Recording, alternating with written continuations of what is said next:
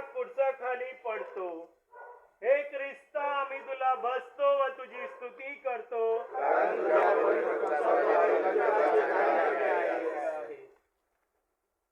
येशूच्या बरोबर त्याची निंदा करणारा मोठा लोकसमुदाय होता. येशू आपला क्रूस घेऊन चालत असता वाटेत पडला. याचे कारण म्हणजे तहानभूक सोसून चाबकाचे असंख्य फटके व मार खाऊन तो अगदी अशक्त झाला होता. येशू कोळसाच्या भाराखाली भूमीवर पडला, तरी पण त्या क्रूर लोकांस थोडी सुद्धा दया आली नाही.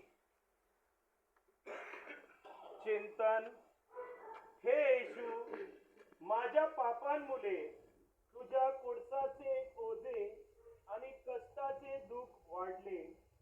त्यांनी तुला जमीनदोस्त केले. हे येशू, माझ्या गर्वाच्या पापाकरिता तू इतका नम्र झालास. मी यापुढे माझी पाप वासना व कुमार्ग सोडीन. पुन्हा पाप करणार नाही. माझा अहंकार, डामडोल, द्वेष व मत्सर मी जमीनदोस्त करू इच्छितो. म्हणून तू मला मदत दे. आमेन. हे प्रभू, आम्हावर दया कर. हे प्रभू, आम्हावर दया कर.